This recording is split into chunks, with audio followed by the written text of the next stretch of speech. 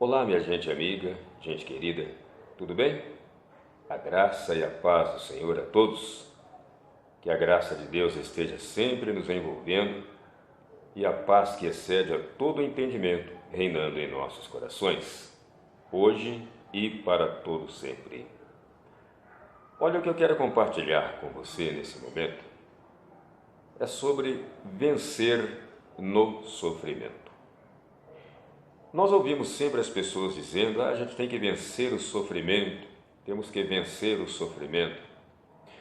Mas uma coisa que a vida me ensinou é que nós temos que vencer no sofrimento. Eu aprendi isso mediante uma situação pela qual eu passo.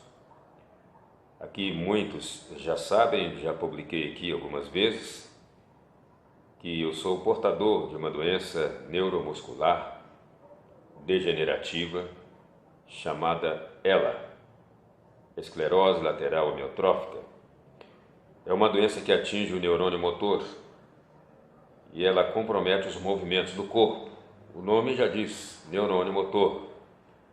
E com o tempo a gente vai perdendo os movimentos e vai só aumentando até paralisar totalmente. E quem passa por esta situação enfrenta muitas dificuldades. E nós enfrentamos muitos sofrimentos. Mas uma coisa que eu tenho aprendido com esta doença, meu querido irmão e irmã, meu amigo, minha amiga, é que nós temos que aprender a vencer no sofrimento.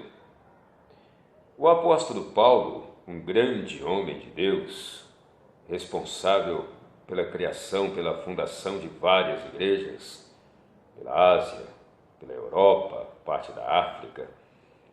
Paulo, ele, em uma determinada época, ele chegou a dizer: para que eu não me exaltasse, foi-me dado um espinho na carne, a saber, um mensageiro de Satanás para me esbofetear, acerca do qual orei por 3 vezes, pedindo que Deus o afastasse de mim. Mas ele me disse, capítulo 12, versículos 8 e 9, aí Paulo diz: pelo que eu tenho prazer nas tribulações, nas lutas, nas perseguições, nas injúrias, porque quando estou fraco, é que eu sou forte. Então, querido irmão, querida irmã, meu amigo, minha amiga, o que eu aprendi com esse versículo, o que eu aprendo nesse versículo, é que nós temos que tirar força da nossa fraqueza. Está na Bíblia. Tem um outro versículo do Salmo, do Provérbios 26, versículo 10, que diz: se te mostrares fraco no dia da angústia, é que a tua força será ainda menor. Existe dentro de nós uma força que precisa ser exercida. Essa força precisa ser tirada de dentro de nós.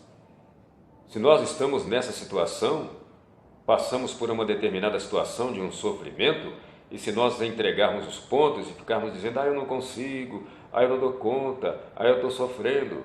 Olha, meu querido irmão, querida irmã, amigo e amiga, uma coisa que eu aprendi é o seguinte: se o problema tem solução, não esquente a cabeça, porque o problema tem solução. Uma hora a gente consegue resolver. Se o problema não tem solução, não adianta quebrar a cabeça e tentar resolvê-lo, porque a gente sabe que não tem solução.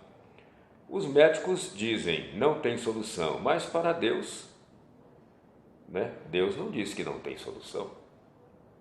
Então nós esperamos. Agora, enquanto a medicina diz que não tem solução, eu tenho que aceitar essa condição da medicina. Os médicos deixaram essa condição. Os médicos, melhor dizendo, Deus deixou essa condição para os médicos, deles dizerem que não tem jeito. Mas não tem jeito enquanto ele quiser. Então, o que eu aprendo é o seguinte: nós temos que vencer no sofrimento. Deus não vai nos livrar do sofrimento. Ele vai nos livrar dentro do sofrimento. Foi assim com Daniel na cova dos leões. Foi dentro da cova que Deus livrou Daniel. Foi assim com Ananias, Misael e Azarias, os jovens na fornalha ardente. Foi dentro da fornalha ardente que Deus os livrou. Foi assim na vida de José.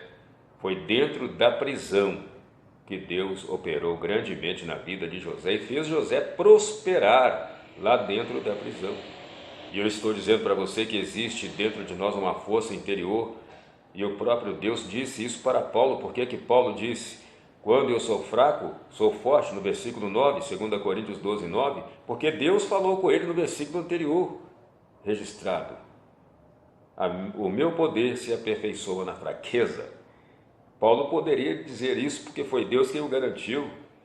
E numa outra parte, no outro trecho da palavra de Deus, nós que temos a Bíblia como a nossa regra de fé, temos que levar essas passagens, essas afirmações, essas expressões e essas orientações de Deus muito a sério e crer nisso, ter fé.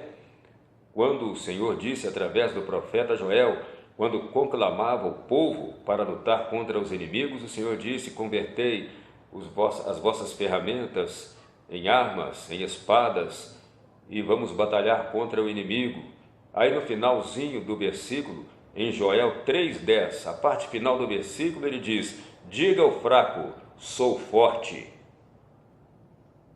E o apóstolo Paulo, em 2 Coríntios 4,16, parece que é 4,16 mesmo, se não me falha a memória, ele diz que ainda que o homem exterior se corrompa, o homem interior se renova a cada dia.